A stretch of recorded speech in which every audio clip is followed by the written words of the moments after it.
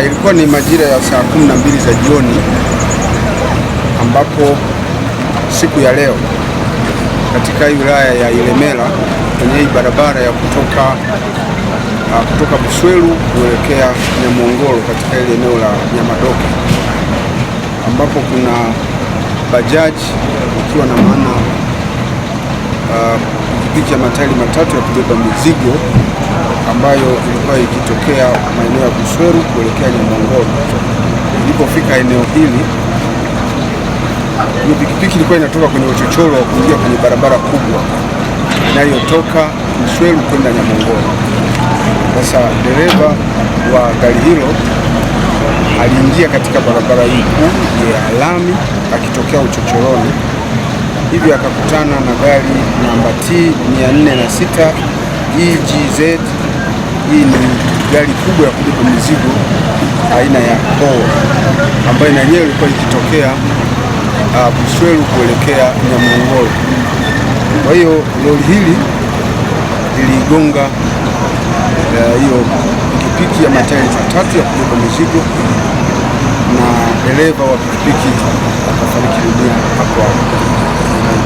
Zigongana uso kwa uso, lakini baada ya hapo lori hilo ambalo baada ya ajali hiyo lilipoteza mwelekeo na kwenda kugonga kibanda kilichokuwa upande wake wa kushoto wa barabara, kibanda cha mabati ambapo walikuwepo wakina mama wawili wanafanya biashara ya kuuza chakula. Wakina mama hao wameweza kuondolewa katika eneo la ajali hiyo wakiwa salama na kukimbizwa katika hospitali ya Sekoturo kwa ajili ya matibabu. Wakati wanaondolewa hapa, walikuwa wamejawa hofu kubwa kwa sababu kwa tukio la ghafla, na taarifa tunazopata ni kwamba wanaendelea kupata matibabu, hawakupata majeraha makubwa, jambo la kushukuru Mungu. Kwa hiyo wanaendelea kupata matibabu na madaktari wote wanazidi kuwasaidia.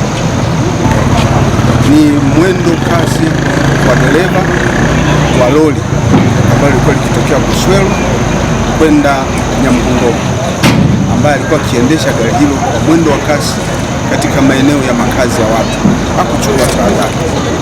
Hali kadhalika hiyo bajaji pia, hiyo gari pikipiki ya matairi matatu ya kubeba mizigo, yeye pia aliingia katika hii barabara ya lami pasipo kuchukua tahadhari ya kutosha, kwa sababu anawajibika kuangalia kushoto na kulia kabla ili kujiridhisha kama kuna gari inayokuja ndipo aweze kuingia.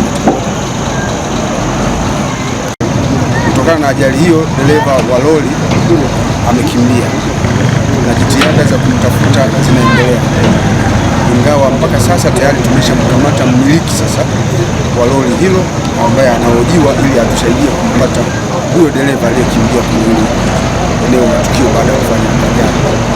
Wito wetu kwa wananchi wa mkoa wa Mwanza na eneo hili kwa ujumla ni kuendelea kuzingatia matumizi sahihi ya kufuata sheria, kanuni na taratibu za usalama barabarani ya barabara wanapokuwa wanaendesha vyombo vya moto barabarani. Kabla hujaingia kwenye barabara kuu, lazima ujiridhishe hakuna gari linaloingia kutoka kulia au kushoto.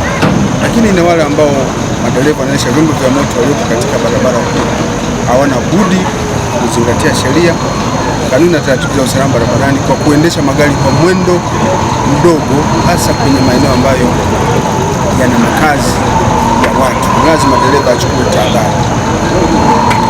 Huyo dereva aliyefanya tukio hilo atakapokuwa amekamatwa atachukuliwa hatua stahiki kwa mujibu wa sheria, kanuni na taratibu za usalama.